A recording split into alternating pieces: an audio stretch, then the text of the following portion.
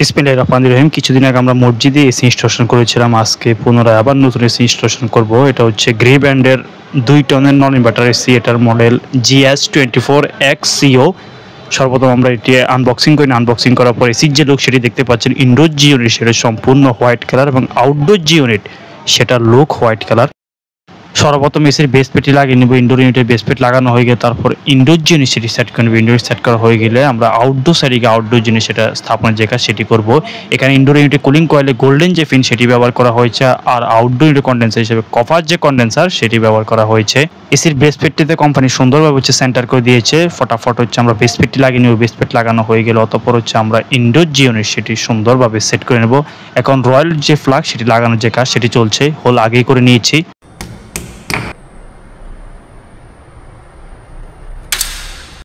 এসির ইনডোর স্থাপনের ক্ষেত্রে খেয়াল রাখতে হবে ইনডোর ইউনিট যাতে যথেষ্ট পরিমাণ খালি জায়গা থাকে এবং দুই পাশে যথেষ্ট পরিমাণ খালি জায়গা থাকে, যাতে পরবর্তীতে খুব সহজে সার্ভিস এবং রিপেয়ারের যে কাজ সেটি যাতে করা যায়। এখানে আমরা আরও এসি ইনস্টলেশন করেছিলাম। এটা হচ্ছে গ্রে ব্র্যান্ডের। কিছুদিন আগে আমরা এসিটি ইনস্টলেশন করেছিলাম। এটাও সেম মডেল XCO মডেলের। আর এর পাশে হচ্ছে মিডিয়া ব্র্যান্ডের 2 টনের নন ইনভার্টার এসি। এর পাশে আমরা XCO মডেলের আরেকটি এসি ইনস্টলেশন করেছিলাম। এটাও 2 টনের নন ইনভার্টার এসি। আর এই পাশে হচ্ছে XFB মডেলের 2 টনের ইনভার্টার যে এসি সেটা আমরা ইনস্টলেশন করেছিলাম। আর এর পাশে হচ্ছে পুরাতন একটি নন ইনভার্টার যে এসি মিডিয়া ব্র্যান্ডের সেটি হচ্ছে আমরা ইনস্টলেশন করেছিলাম। ফাইনালি হচ্ছে এসি যখন লাগানো হয়ে যায় মোটামুটি তখন হচ্ছে টোটাল আমরা এসি একসাথে হচ্ছে ফাইনালি চেক করে দিব। মসজিদের স্পেস যদি বেশি বড় হয় এক্ষেত্রে সিলিং টাইপ এসি অথবা ফ্লোর স্ট্যান্ড টাইপ যে এসি সেটা নির্বাচন করে। পারফেক্ট ওয়াল মাউন্টেড এসি নির্বাচন না করাই উত্তম। এখানে বেস পেজ যেটি সেটি লাগানো হয়ে গেল। অতঃপর আমরা ইনডোর যে ইউনিট সেটা স্থাপন করে পাইপিং যে কানেকশন সেটা করে নিয়েছি, দেখতে পাচ্ছেন।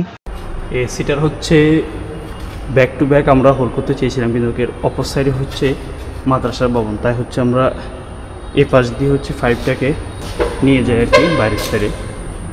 তো বাইরের সাইড হচ্ছে আমরা এদিক দিয়ে কী কারণ হচ্ছে নিতে পারি নাই ব্যাক টু ব্যাক। চলুন দেখে আসি। এটার এই পাশে হচ্ছে মসজিদ, মসজিদের পাশে হচ্ছে মাদ্রাসা।